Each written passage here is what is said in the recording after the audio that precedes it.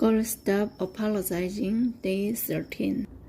It's like Sarah deciding she's going to get in shape and signing up for a series of crazy expensive SoulCycle classes. Her sister loves spin class, so there must be something great about it. Never mind that Sarah hates group exercise and that the SoulCycle studio is 40 minutes across town. Or maybe it's Megan who needs to make more money as a single mom. So she decides to take on a side hustle in direct sales. She's not really into the product and is mortified at the idea selling in front of a crowd. But her best friend has been really successful at it, and she's sure she can be too. Or maybe you're an entrepreneur who dropped out of college because you struggled to learn in a classroom environment. You learned every single thing you know about business on the job through your own research, but when you need that learning the most, you decided that the best thing to do is pursue the one type of learning you absolutely hate. Friends, your personal growth is supported to be personal. It's not one size fits all. It has to be customized to you and the way you learn best, or it's never going to stick. Be strict about your goal, but flexible in how you get there. Sarah should have committed to putting on her favorite music and training for a race. She loves hip-hop and being outside, so she could have customized her workouts to her personality and achieved real results. Megan should have gotten a job at her favorite local coffee shop. She can pick up extra hours while the kids are with their dad, and she gets to chat with the people who come in and be in an environment that she loves. And me, it took me a minute and several $1,000s in non-refundable tuition, but I eventually recognized that I needed to learn this skill for my business the same way I'd learned every other skill. I asked myself, are there books I could read, conferences I could attend? Could I hire someone? Could I be more honest about what I did and didn't understand in order to get clarity? The answer to all of these was, of course. Was it easy to learn about a topic I'm not particularly interested in without a clear outline about what to do next?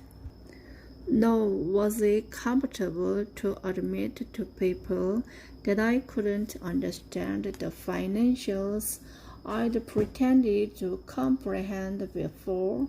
Absolutely not. But what was the alternative? My grandpa's voice in my head rang out louder than my negative self-talk. I had always figured it out before. I will always figure it out. So I got to work. I learned the difference between a balance sheet and PL in a YouTube video. I went to business conference after business conference and sat down front for every session on accounting, even though it seemed duller to me than watching paint dry. At one such business conference, I happened to take a class by Keith J. Cunningham. I'm listing him by name in case any of you happen to struggle with this same insecurity. Find a way to see him speak live. I have never had someone explain business finances to me as clearly or as simply as he did that day. I literally cried like a baby because I finally understood things I hadn't before. I mean, who in the world solves over basic accounting principles? Someone who thought she wasn't smart enough to ever comprehend them. That's the craziest part about not feeling like we're enough to achieve our dreams. The only way to prove that you are is to get yourself to the other side of doubt. That's much harder to do if you're following someone else's path. You need to focus on what has worked for you in the past and apply those ideas to this new venture. You also need to believe in your possibility instead of focusing on the probability. Not having the knowledge just makes you teachable, not stupid. Not being in shape just makes you moldable, not lazy. Not having the experience just makes you eager, not ignorant. Flip the script and force yourself to see the positive where you've only seen negative. What are the advantages of not knowing, not understanding, not conquering, not having, not achieving your goals yet? The yet matters. The yet reminds us that we have a whole week, month, life ahead of us to become who we were made to be. You are enough today as you are. Stop beating yourself up for being on the beginning side of yet.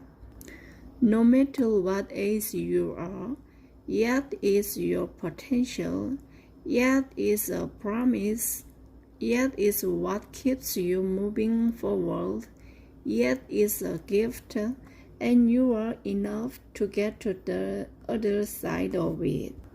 For me, getting past this limiting belief in myself as an entrepreneur came with acknowledging all the things I had done instead of focusing on the things I hadn't.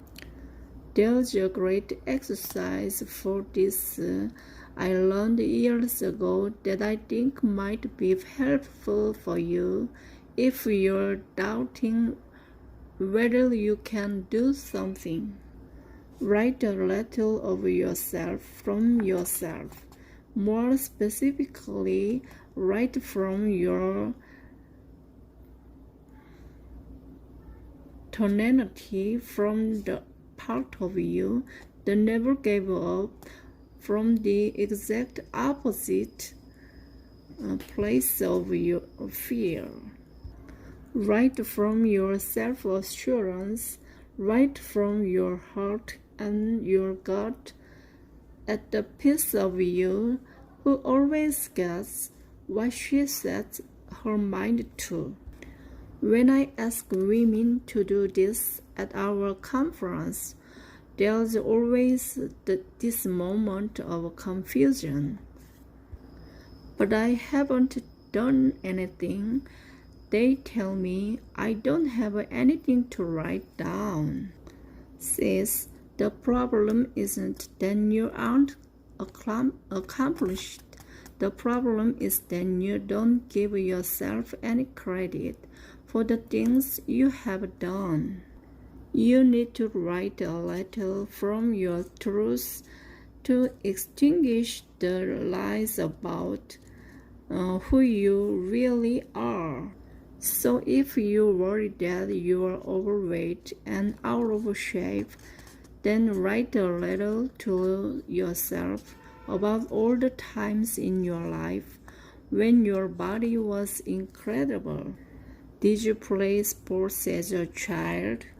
Did you carry a baby inside yourself? Did you grow another human life? Those arms that are too squished and unstoned. How many times have those arms offered love and comfort to other people?